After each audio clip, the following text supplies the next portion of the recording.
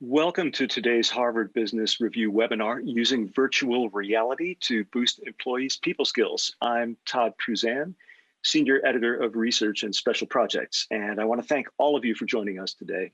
And I want to thank Oculus for Business for making this discussion possible. We want this to be an interactive webinar, so if you have questions or comments at any time, just type your question in the box in the lower left corner of your screen. If you need help at any time, click on the help icon in the lower right corner of your screen. We also have a conversation going on Twitter. You can find us at HBR Exchange and use the hashtag HBRWebinar. Employees today are confronting a looming challenge. Many employees, especially managers, need to upgrade their skills. But as we all know, in-person training is not an option for many of us, and the situation may stay this way for the foreseeable future. So what can companies do to improve employees' people skills or soft skills?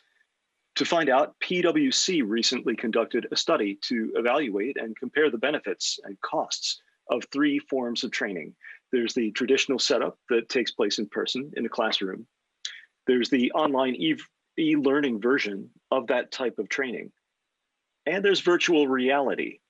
Now, until recently, enterprise VR had been used more often for simulation training for hard skills, such as safety procedures, equipment operation, and maintenance. It's especially been useful for high-risk work, like firefighting or surgery. And industries using VR for this kind of hard skills training saw improvements in process efficiency. But there hadn't been much research on using VR to train people on leadership, performance interviews, negotiations, or other types of soft skills. Today, Scott Lykins from PwC is here to talk about findings from the study that tell us some new ways companies can help employees develop skills for this new world using VR. We'll be hearing about VR's potential to train managers to improve their confidence, emotional connection, and focus, why V-learning can be faster, more efficient, and more cost-effective, and why managers who have experienced V-learning like it better than traditional training. And by the way, PwC's research among its own managers backs these findings up. Scott Lykins is a principal and a U.S. emerging technology leader at PwC. Scott, thank you so much for joining us today. I'd like to turn the floor over to you. Thanks, Todd. I'm really excited to be here and do appreciate the opportunity to talk about the study. So thank you. VR is one of my favorite topics. I do lead the emerging tech group, which I know is maybe odd to hear from PwC as an accounting firm, but I'm really proud of what the team has done. So thank you for that. I'm going to cover, two things actually today. So as you mentioned, we're really passionate about what we do internally around leadership, skills in general. And we have a mission as a firm to really focus on this. And, that's going to come out. But then we are going to talk about, VR specifically and why VR now and, what we did in this study itself. And ironically, we actually kicked this study off before COVID and before this new world we're living in, where it's, a lot more important than ever to be virtual. Obviously, those of us that are lucky enough to be able to work from home, it's a really different world. So I'm going to talk about that, and then I'm going to get into some real examples of where this is making an impact. And I want to bring that to life with what we're doing with both our own firm, but with our clients and what they're saying. So I appreciate the time. I appreciate the opportunity. And if everyone wants to put on their VR goggles, no, I'm kidding. We're not going to do this in VR. What I want to do is bring this to life. So I have a real short video to start with. And if you think about VR in your head, if you haven't used it recently, you're probably going back to maybe video games or maybe the years of it made me dizzy. But the VR today is so different. And what I want to bring to life is how real it is and how much it is here to stay or here today and here to stay. But going back to the team, they came to me, and this is probably around 2 years ago, and said, we really think something's happening, not only with VR, but with training. And as we looked at what leaders were out in market looking for, executives want to train leadership in a different way. They want to create a really inclusive business culture. They want to be collaborative. Obviously, they want to be productive. And we started looking at what CEOs are concerned about, and they just didn't see the skills as the digital world is exploding. they didn't see these skills, coming up in their workforce fast enough. We have something at PwC we call the digital upskilling. Everyone's digital IQ has to raise. No matter if you're an accountant or an emerging tech leader, we continue to have to learn. But if you look at our CEO survey, only 17% of the CEOs actually felt like they had this upskilling that would be effective in changing the skills of their organization. So we started to think about where emerging tech could play, and we look across the gamut. So we're looking at artificial intelligence, virtual reality, of course, all the way through Internet of Things, and VR started to stand out. So as we started to concept this study, we said, classroom training is expensive. We have a big workforce, our clients have big workforces, and while it's a really nice way to learn, being together with our colleagues and with experts, it is expensive, and we have to look at that.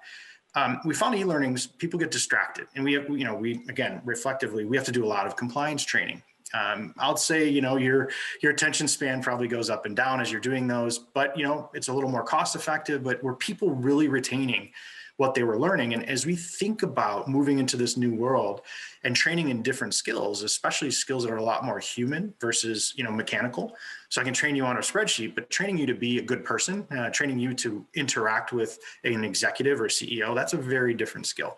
And e-learning just wasn't cutting it. And on the job, we like to, we're an entrepreneurial type of firm, and our clients are like that. And learning from others is really great, but of course that doesn't scale. So we put all that together and we said, we've got to think about this differently. So this study was really meant to say, could VR break away? Could VR do something drastically different? And headline, and you covered some of it, the answer is yes. So what we did is put people through some of these trainings that we had to do. Maybe they were compliance related or they were internal things that we really felt passionate about, but we wanted to test them. And as you mentioned, 3 modalities, testing them, e-learning, testing in classroom, and then testing VR. And I can get into some of the nuance of how those things are different. But what we wanted to do was look at the benefits. And the first headline there is employees trained faster, right? So one of the things we found was in VR, your learning ability was increased. You were spending less time trying to understand a concept. So if you see the stats here, these are pretty impressive. So 69% less than what we would spend in a classroom, 33% even on e-learn. So even, sitting in front of our computers, being in VR, we learned faster. So there's some hypotheses behind that, and you're going to see those in some of the other headlines. But if you haven't experienced VR, and I'm going to show you what this looks like, in a few minutes here, but if you haven't experienced the new world of VR, where we're integrating more simulated humans and eventually maybe even artificial intelligence, where we're really immersing you in a different environment, you're learning differently because it's really bringing all of your senses together, right? The physicality is gone. You're now in the simulated world. You're immersed in the content. And I think that's a really big part of this. You're also kind of excited, right? It's fun. It's not just I hate to say it, but boring old classroom or e-learns that we're used to. And maybe that'll wear off, but it's fun. It's different. It's a new technology. And it was really powerful to see how fast people were learning and the concepts and demonstrating coming out of that they really understood. That was what was super important to us. So these are a good start, right? People learn faster, and you could start to do the math in your head. Less time spent learning means more time spent doing what you learned. And that's really important to us and all of, I think, our clients and executives out there. So that's the first thing we learned. Second, the learners were more confident. And when I talk about, and you mentioned hard skills, you think maybe flight simulation or working on a big machine, that's really, a complicated thing. And we see VR why that's important. But if we're talking about building empathy, having a difficult conversation with someone, that's a hard thing to measure. And a lot of that comes down to, do you have confidence in your abilities to, do what you just learned? And look at that number, 275% more confident. So coming out of VR training, when I go actually practice what I learned, I'm more confident doing it. What does that mean? I'm likely to be more successful. So to me, this is a really important part. I learned faster, but coming out of it, I feel good about it, right? I feel like I know what to do because I've practiced, I've absorbed, I've immersed myself in the content. So that 275% more confidence then turns into practice and, having employees go out and use those skills they just learned. And again, we tested this against the traditional methods. Even classroom, this is more confidence coming out of these learners. So third, VR learners are more emotionally connected. And, it kind of sounds a little bit ironic that technology actually made us more human. The emotional connection means these soft skills or anything that's more human related, if I'm emotionally connected to it, I really truly could believe it. And you start to put these together. I learn faster, I feel more confident, and I'm emotionally connected, meaning I believe in this. And again, thinking about the different things we're training on, diversity and inclusion, I feel connected to what I'm doing around building a diverse and inclusive workforce, right? It's not just checking the boxes on an e-learn. It's not just sitting in a classroom listening and not, absorbing. The VR learners were really connected. So 3.75 times more connected to the content. But that means it sticks with you. You think about, the learning patterns, the human mind. I am not a learning expert, but that emotional connection means we're going to get a lot more success in the long run. And that's what we were after. Is this better? And I think this is better, having that emotional connection. So fourth, this is brilliant, right? It's probably obvious, but when we really looked at this, when you put on that VR headset, I joked, you are away from the physical world, but more importantly, you're away from your phone, you're away from your laptop, you're not distracted. So that probably ties into number one, which is I'm learning faster because I'm not multitasking. I am immersed in the content. And you can see here 4 times more focused than e-learners, because e-learners, guess what? I still have my email up. I still have my phone over here. Maybe someone's coming into my home office or my physical work office. All of that goes away. We are looking and absorbing and learning the content that's in front of us or around us actually in VR. And I think this is really important. And the speed at which you can learn means you don't have to have that headset on for hours and hours and hours. We can have it on less time. But looking at how effective it was, I think this distraction is a big piece of it. We live in this world that is more and more bombarding us with distraction. I had to turn off all of my notifications so I could focus on this. VR really sets that apart. So I think that's a really cool part of the study. And if you look at these 4 things, they really tie together. And maybe you sit back and say, well, that's pretty obvious. But you know what? No one had actually studied this. And I'm going to tell you, how we did this is we looked at our own workforce, start internally. We need to solve this. And we rolled this out to over 3,500 people. Now, one of the brilliant things we had to figure out was, how do we do that? We could go buy 3,500 of these, but we have to be fiscally responsible. So we were able to do it, 250 headsets. We picked a band of managers, which were, very successful, not successful, but very tenured people that were going on, moving up in the organization. They had to do some specific training. There was kind of different geographies, cultures. We really looked across our workforce. And we also chose leaders, right? One of the other things we did was just went right at our partners and managing directors. But the ability to scale this is really important. How do I get these headsets out to people? How do I put someone in a headset that's never seen it, right? How do I make that a great experience so that they're not going into it, frustrated? And really getting them to understand that this is a new way to learn and to embrace it. So this was a really successful part of our study. And what we wanted to do was actually prove out the ROI. So with those 250 headsets, we got 3,500 people plus trained.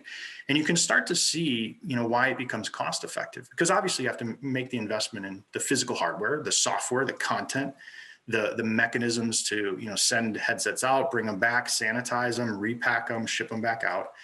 But as we started to do the math, there's a few things. There's hard costs of traveling. If you were going to go to a classroom, that kind of goes away.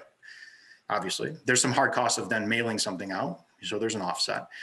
We even looked at e-learn, where you don't have to travel. There's some costs, but as you look at this curve, this isn't for everyone right now because of the hardware, but the cost curve came down, and we found that VR could be, over 50% more cost effective than classroom training at that 3,000 learner mark. Now that I think will change as the hardware, comes down in price, as content is more available, et cetera. But for us, it was really an amazing thing to see happen. And we train thousands and tens of thousands of people, all the time. So this was something that made a lot of sense to us.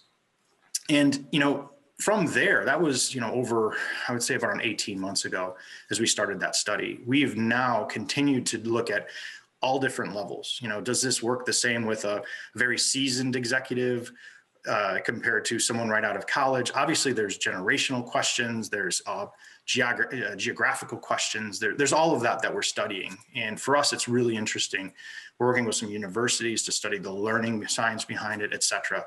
But there's so much here that, the headlines of the study are great, right? The stats, and I think they're very compelling. Of course, I'm biased. It's my team's work. They did a brilliant job. But think about all of this happening before. This is PC, pre-COVID, right? This all happened. We were doing all of this research before we knew everyone was going to be at home for quite a while, maybe for longer than we even understand right now.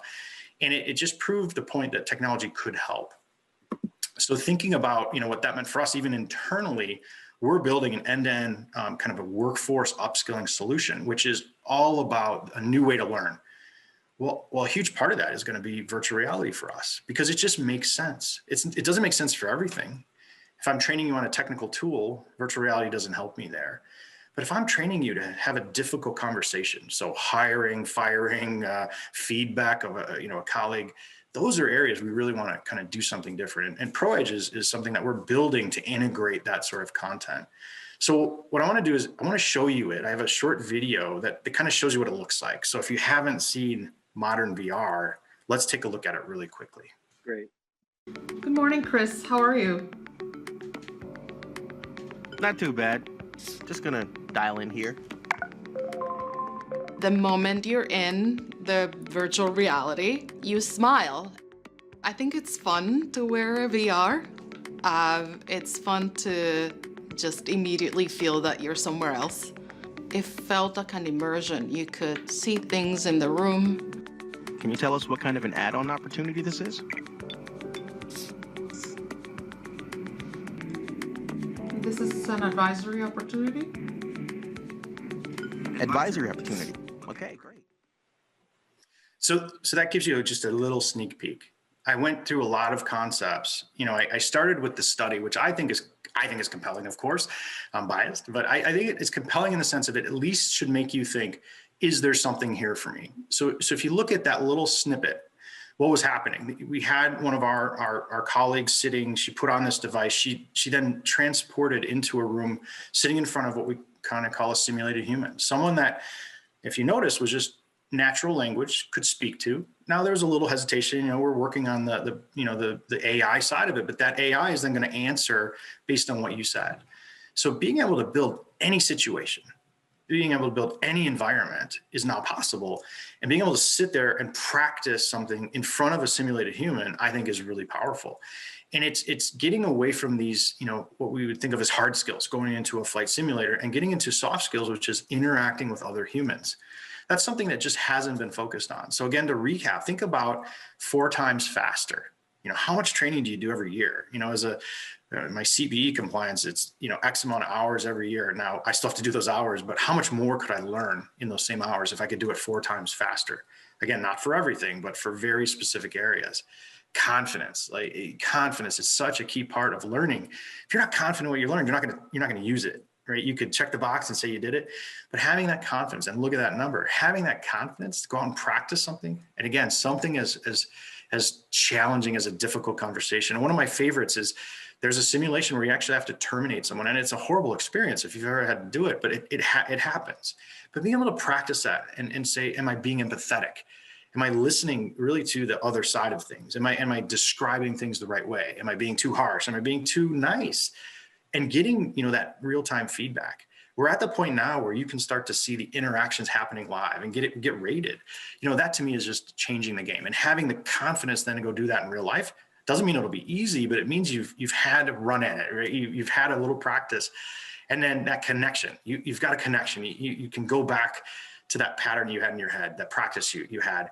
And all that together means you're going to have better conversations. Then the focus, obviously, keeping the multitasking out. There's a quote later, seeing people not be able to multitask at first is really uncomfortable. They're used to it. But then seeing them actually focus is amazing, because they start to learn faster, be more confident, and connect. And then, of course, we're an accounting firm, right? The cost, the ROI, this is an easy one. This is better at a certain scale. Now you have to decide for your company size and specific situation. But I believe over time, this will become more and more the reality. So I'm excited about those. I went through it fast, but the study is available. Please go look at it. But I did want to take a quick question break. I know, Todd, you're monitoring if anything came in from the audience. Please throw it out there. I'm happy to answer them now. That's great. I have a lot of questions. I mean, you're making a very persuasive case about VR, but I still feel like there's a mystique around it that might feel inhibitive to my CEO. If I go into an executive's office and say, we really have to use this for soft skills, what's a good way to open up that conversation and keep it off of the stereotypes about entertainment, gaming, hard skills? How do I get my foot in the door and really get straight to that point? I wish I had an easy answer, because this was the first year of our lives as an emerging tech team in an accounting firm. Trust me, we live this every day. I would say that the only way you get the mindset to switch to someone that's really anti is to put them in the headset. And immerse them, and again, that's a huge leap to get. It was a CEO, a CFO, someone to put that headset on. Some I'm not, but worried about their hair. They have glasses. There's a human piece to it. It's awkward. One of the most interesting things that's really not published in the study is when we sent these headsets to our managers, we're figuring they just put it on, at their desk. No, they wanted to go to a room and be private because they didn't know what they'd look like, because you don't know what's happening. So there's that human factor that, believe it or not, is the experience part of it is so much of a passion for our team. We have to create a really unique kind of concierge service. So right now, what we do is we send a headset out. So we have the conversation. The client probably says, I'm not that interested. So let us just send you a headset. And we send it to them with a very easy way to onboard them as a human, right? As a nice way to put that headset on. And the second they see that simulated human, they start speaking, they don't want to take it off. In fact, we've had to kind of beg to get the headsets back from some executives, because it's instant. I have not had one person try it that said, nah, it just didn't do it for me. It is almost immediate. And one of the most important, impressive situations, and I won't name, of course, the client, but there was the president of the company put it on, was doing one of these simulations, which I mentioned, a very hard one, a termination, having to terminate someone for cause. And it's a rough subject, but it's a reality. Amidst that simulation, I heard that person sigh and say, wow, this is tough. Because it became so human. It became so emotional connection, that emotional connection. So to me, you have to try it. And it sounds like try it before you buy it, a little bit of a spiel, but it isn't. Because whatever concept you have, whether it's like the old Max Headroom days or these archaic graphics and arcade games, like you said, gaming only for kids, it's not. This is enterprise level. It's ready. It's artificial intelligence, it's virtual reality, it could be some augmented reality. So that trying just flips the switch. And I've yet to see anyone say, nah, I don't see it. So that's what we do. That's great. I also want to ask you, I want to ask you about the AI that goes behind programming these kinds of tough conversations. I mean, a termination, a negotiation, it could go a million ways. I mean, how much does it take to get this programmed? If I'm telling my CEO, that person's going to poke holes at it and say, well, am I limited in what kind of response I'm going to get?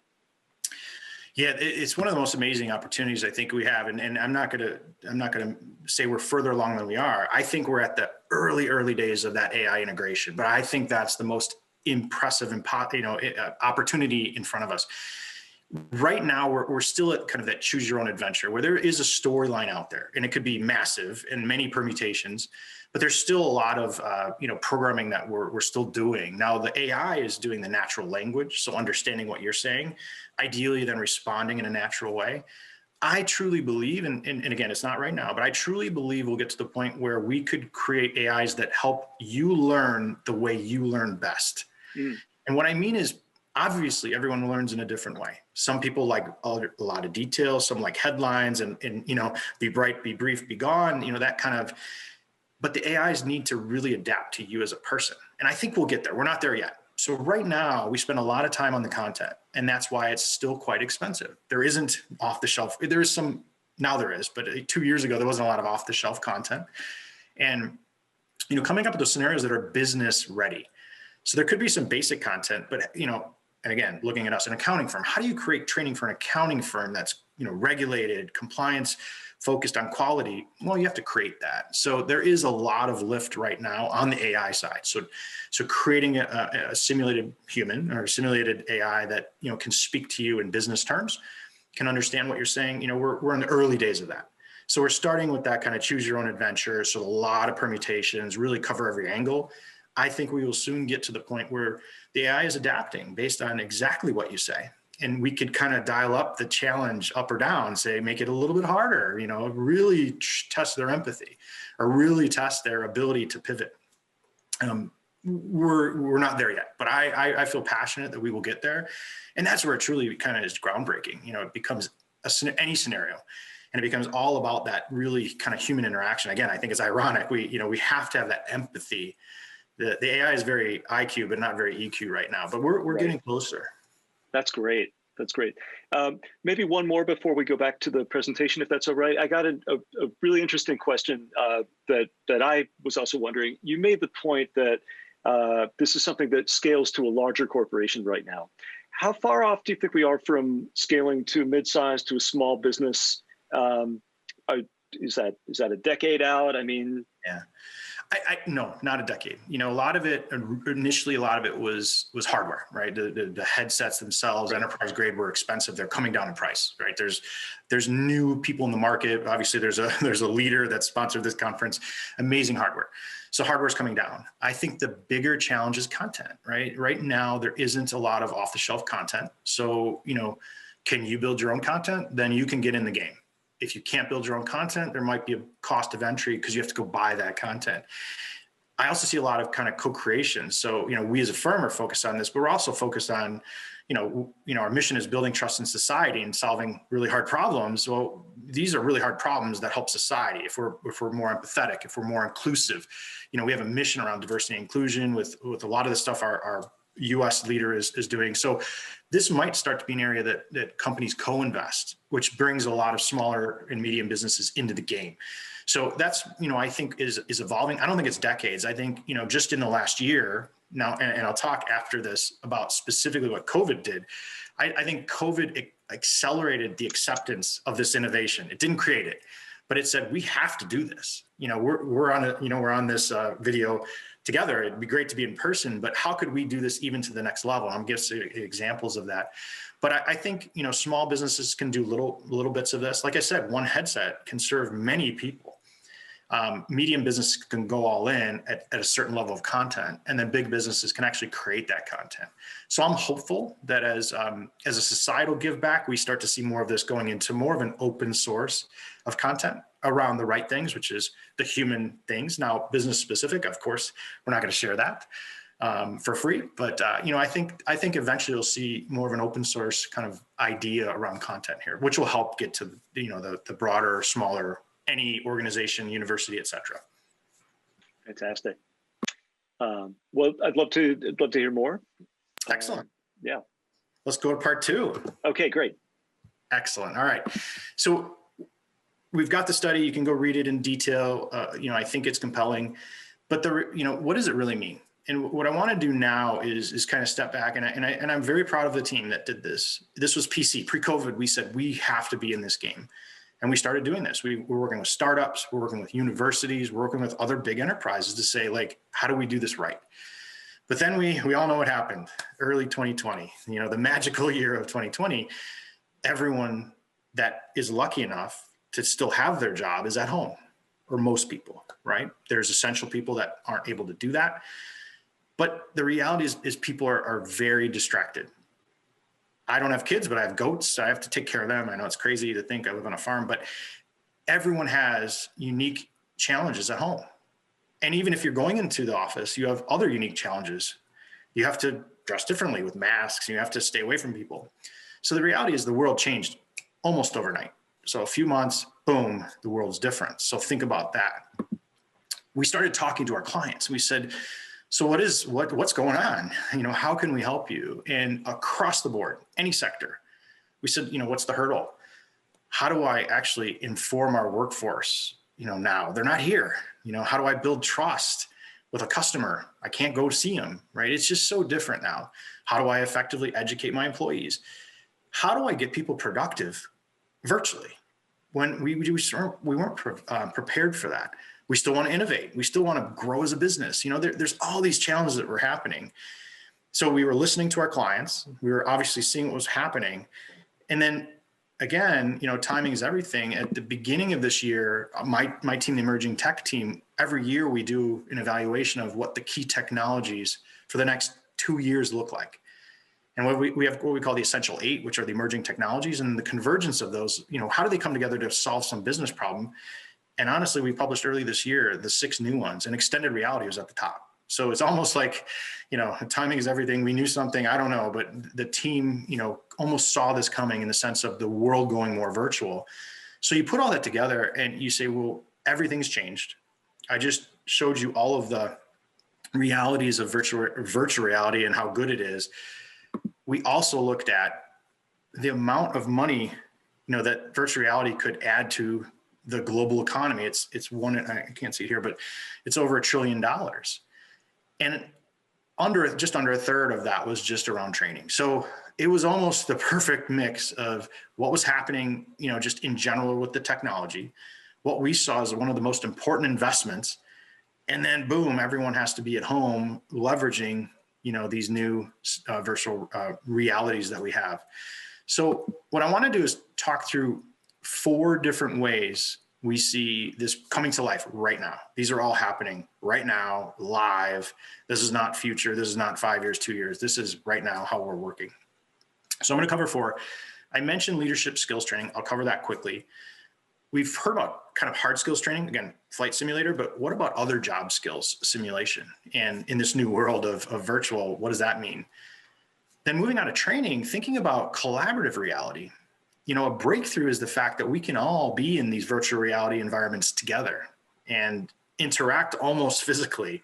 And then finally, remote assist, which is a real tangible augmented reality. So on the, extended reality would cover both virtual and augmented, but a real life example of how this is coming to life with our own business, but a lot of our clients' businesses. So with that, leadership training, I mentioned some of these. Immersive training modules. And everyone says, well, what are they? Well, they can be really anything. We started with diversity and inclusion. So we put training together that said, are you being inclusive as a leader? Are you staffing teams the right way? Are you thinking about the other person empathetically when you're talking to them? Everything that we were training around our mission being very inclusive as an organization, we put into virtual reality. But then we started to expand it. I mentioned difficult conversations. What about hiring? Interviewing candidates. Are you being biased in your interview? When you're staffing a project, we have a variety of use cases that we just see, tremendous value in, and we needed to build them anyway. And then we started testing those with clients, and it became, really, really important to see the feedback and what was working, what wasn't. So I think this is a key one. I think this works for any organization, any industry you're in, any part of the organization. I can give you CFO trainings. I can give you, human resource, human capital training. I can give you IT training. All of it can benefit from leadership skills training. But let me dig into the one I mentioned. We went right at it. We went to 3,000 partners live in VR, and we put them in a simulation. And this simulation was great. You were sitting down in front of a CEO. You had 2 minutes, and she was going to kick you out of the office if you didn't hit it right. So this was all about the fact we don't want to be salesy. We really, truly want to help our clients in a different way. We want to engage them, create this relationship. So we created this simulated human, the CEO, and she was tough. She was basically going to hold, don't be a consultant, come and help me and do it, in a very genuine way. And this simulation actually gave you feedback real time, how you were doing. And we went right at it. We went all the way to our partners and managing directors, and we rolled it out in 2 days. We went through 3,000 of our leaders to see how they would do and give them all feedback. And it became almost like this competition, people who did better than who was, getting a higher mark. It was really amazing to see instantly. As I said, they put on the headset, everyone was skeptical. They're all partners, I know everything. But they put on this headset, they said, wow, this is unbelievable. And it became this competition of who could score better, in empathy or, all sorts of criteria. So for us, this was a really good way to show our leaders, this is a real technology. let's take it serious, and let's see where else we can use this. So this was our first foray, and this was last February in 2019, when we could still travel. We put everyone together in a big room and we were doing this. So it was pretty cool. So that told us there was really something here. But think about any part of your business where you want to grow your leaders as good leaders, not technically, not mechanically, not, hands on what they do, but as people. Being more empathetic, being a better leader, being, whatever it is, you can create that scenario. So I really love that one. And I think it really showed that we could bring this to life. And that, that's where that AI, to your question, Todd, the AI is going to become more and more important. So this was a real basic version. But as the AI gets more intelligent and it gets actually, a little machine learning and learns how people are interacting, it could really kind of dial up the complexity of the situations. It can change the environment. And I see a lot of promise in training like this. And this is one of the examples of something we're building into our core curriculum. So all of our leaders would go through this training and we'll adapt it along the way. So that's one of the, the ones I've covered. If you think about job skills simulation, this is pretty cool. Again, you always think maybe more hard skills of flying a plane. And I can kind of see that because it's, it makes sense to me, or being on an oil rig. And typically we would see what I think of as dark, dangerous, or dirty locations. We don't want to put people out there because it's either expensive or it's obviously dark, dangerous, or dirty. But think about now that today's world, the example we have here is, could we actually design something in a very different way? So you'll see a little example here in a minute of how do I train someone to work in a huge cloud data center? Guess what? There's a lot of those now, without sending them there. How do you tell them how to remove a rack? How do you give them hands-on training without them being there? And again, these devices have become much more tactile. So I can see and use my hands in virtual reality. I can, create these environments that are very immersive, but it's a whole different way to build content. One of the things we're learning is you really have to bring in the artistic, three-dimensional creative side with the programming, Unity or whatever development side, and bring it together. And you have to do it well, because you only, you get that first chance, they put it on and you want them to just, wow. So you really have to think through. So we brought in graphic designers, 3D modelers, we'll integrate three-dimensional video, but there's a lot that goes into this. And that's, again, why that cost of Barrett's entry is a little bit higher. That'll go over time, that'll become lower and lower because we'll build reusable components. But then thinking about the interactivity of that environment, what's, touchable, what's not. And then the storyline, right? The hard part is getting that flow through the environment, because now it's not sequential, it's not flat, it's not on a screen, it's all around you. So you have to really think about that environment and how you build it in a different way. So I'm going to show you a quick clip and kind of give you an idea of what this looks like. Obviously on a flat screen doesn't do it justice. In a headset is much different, but let's move to the next video real quickly. Pay close attention to the prompts on your tablet as you progress.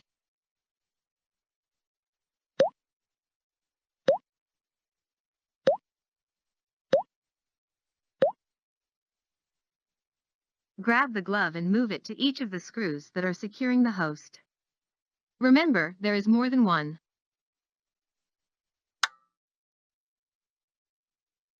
Now click the center of the host to pull it forward on the ready rails.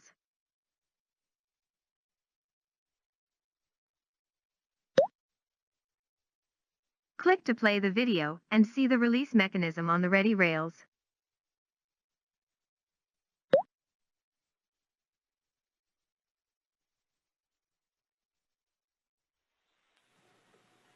All right. So hopefully that gives you a kind of a glimpse, again, with the headset on. Imagine yourself immersed in that. I think we're just starting, scratching the surface of these, physical environments, so getting away from just heavy industry, getting to virtual cloud data centers. Think about anything you do on your campus, whether it's maintenance or cleaning. You can create these environments any way you want. And without people traveling there, you can do training. You can bring in experts. You can have an AI that learns over time and gives advice. I mean, it's just really, I think, the early days. I'm really excited. So those are the trainings. So again, lots to do there. But now let's flip into what I think is the other half of this game, which we're just, again, starting, which is collaborative reality. So CVR. So CVR, or collaborative virtual reality, is where I'm able to put on a headset anywhere I'm at. I'm able to now go into an environment, a simulated environment, anything we want to create, and I can interact with other users, move around the environment, speak with them, learn with them, bring in any sort of digital content, create digital content. Imagine the possibilities. This was something that we started looking into, again, maybe 18 months ago. There's a lot more, obviously, need for this today. Again, AC, after COVID, we said, wow, the flat video conferences are great, but it's just leaving us a little bit empty when we want to have a truly collaborative session. So think about whether you've been in a design thinking session. We have something we call BXT, which is business experience technology, how we bring it all together. You just have to have that interactions that you can't have on video. So collaborative reality puts us in any environment we want to build. It creates our own avatars. Everyone does it a little differently, but I'm in there as an avatar. I'm walking around and I'm truly able to interact. Now, being a nerd, I remember the days of Second Life, and I was a big gamer. So these are not necessarily new to me, but in the business realm, this is new. So thinking about being able to bring in any digital asset. So yes, I can bring in a PowerPoint. It's not ideal. I don't recommend it, but it is better even than doing it on the screen. But having a huge PowerPoint, I can bring in videos, but I can also create digital assets in there and then pull them out and capture those and create outputs, right? I can grab all of that collaboration and pull it out into the real world or into digital assets I can use later. So I'm really excited about this. And as we looked at it, what worked well was the ability. Remember, you cannot multitask. You are in that environment with the colleagues that are there, focused on the problem or the solutions you're creating. So you're able to utilize that and get much better focus. You have to keep it simple, right? This is still kind of in early days. So you want to make sure people understand what they're doing and how it all works together. But you can also make the impossible possible. So when we used to fly everyone into, a 1 or 2 day event and we create these big rooms, well, now we're kind of unlimited in the rooms we can create. We can create, an enormous room with small breakout rooms. We can create, any environment. It's all, and that's where it gets into that imagination, that experience design that's so important. It's not flat anymore, right? It's 3-dimensional. It's all your senses. It's tactile. So it really takes a different design. There's a lot of tools out there. So you have to really kind of try different things and see what works together. And then, focus. We say, start with the why. If you're going to go into a collaborative session just to look at a PowerPoint, don't do it. Just look at the PowerPoint or the Google Slides. This is about getting into a situation where we want to solve a really difficult business problem, multifaceted. We want to have different viewpoints. We want to have a diverse thinking. That's a good start. And then adapt your approach, right? You do not want to take something you're doing today, either in the physical or video world, and just put it in VR. That's not the way to think about it. You have to adapt the design of these to be immersive, to take advantage of all those tools, to bring it all together. So again, quick little video I'm going to show you to kind of bring it to life.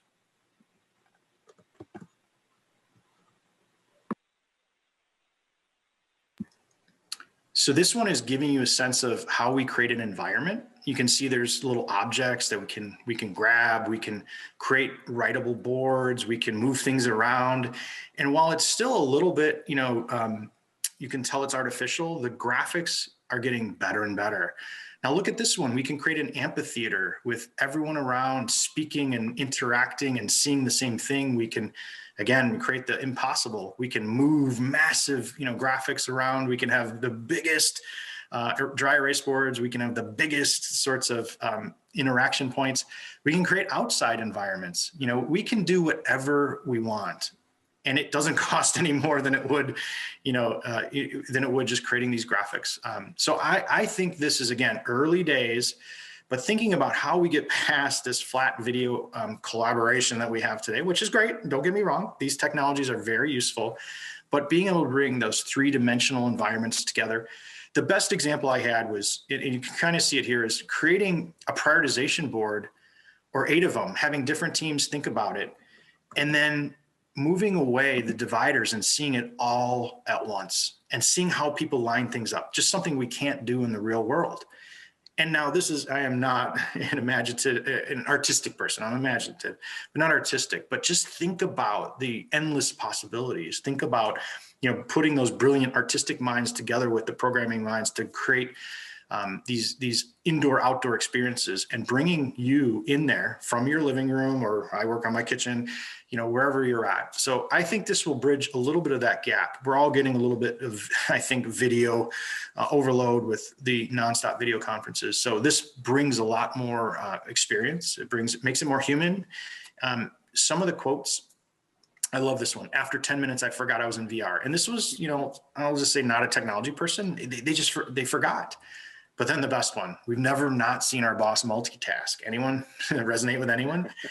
Getting people to focus is so important. And again, going back to that study, we proved it, but this came to life. And, we actually, and again, I'm not going to mention clients, doesn't matter. This was, a big firm.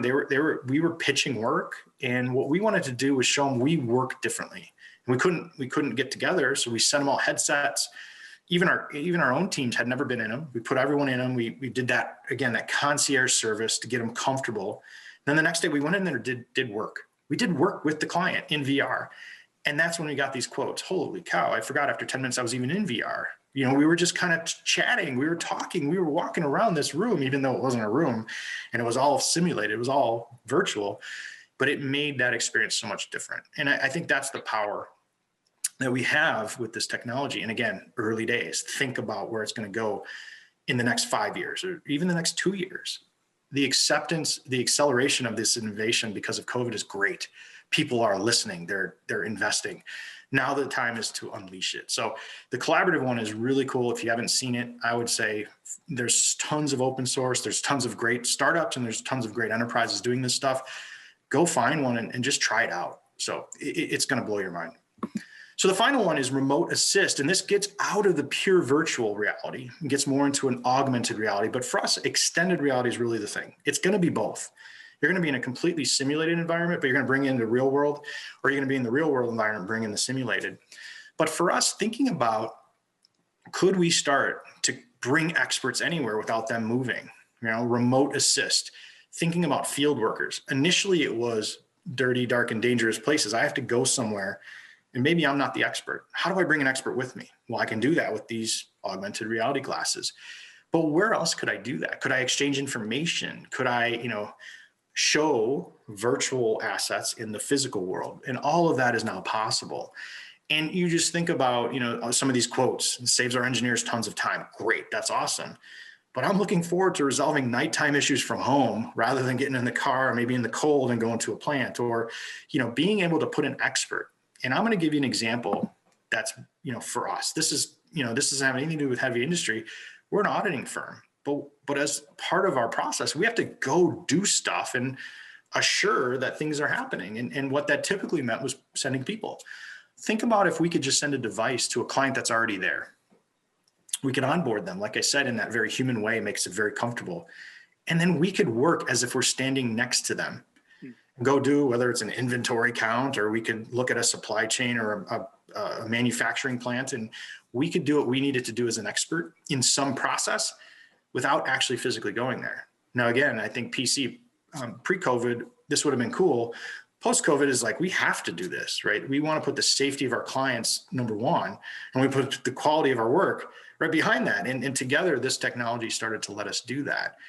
This is early days. Obviously there's regulation that would say we can't necessarily do this, and we have to get through all of that, because at the end of the day, this is better for business.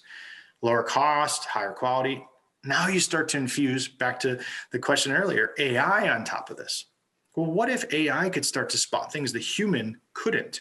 Now, right now, humans are still better, right? They're still able to understand context and things around them. But what if AI machine vision could start to augment that human and say, I'm noticing SKUs that are not different, or things that a human eye wouldn't necessarily pick up on. We are really excited about where this is going. And then you start to capture that. We could then bring that into a virtual training environment almost seamlessly. So the next batch of people wouldn't have to go in person to train. They could do it in VR. So you start to see where this convergence happens. And that's one of the big topics that I speak about a lot. Convergence of emerging tech is where it's at. AI plus VR together is where the power is. Both of them are great individually. Don't get me wrong. I love AI, love VR, but think about that power together. I think that's where we're just starting to understand the true power of emerging technologies.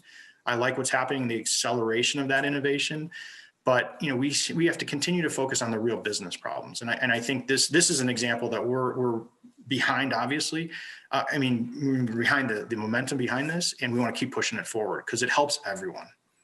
So I want to wrap, and we'll get to more questions, but thinking about, training, collaborating smarter and faster, you think about the study, we proved it, all right? But now you have to practice it.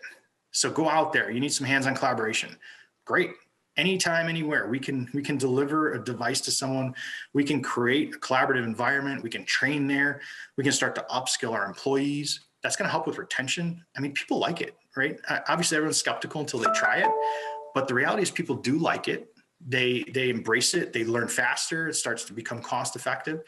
It reduces risk. Think about today's world. It's lower risk. It's higher safety. We can control the devices. We can secure them. We can sanitize them. We can reuse them. There's all this stuff that we're thinking about to save time, but to reduce risk for everyone. Connecting with the team. Again, I love video, but sometimes you just want more, and these environments are starting to bring that to life. And then really, at the end of the day, it starts to save money. And that, that inherently will then fund the next innovation. So we're looking at that as a cycle. We're feeding in the money we saved into the innovations to keep it going. So, we're always looking for those next use cases. We're always looking to take this to the next level. So hopefully you got a glimpse. I tried to show you some of it. You got to put on the headset because the flat video doesn't do it justice. I tried to bring it to life with real use cases. Obviously, I'm a little bit passionate about it. I think there's so much more we can do here, but we need that momentum. We need people to embrace it and take a risk. And to Todd's question, how do we get people over that? We just try it. I think you'll be amazed at what's happening.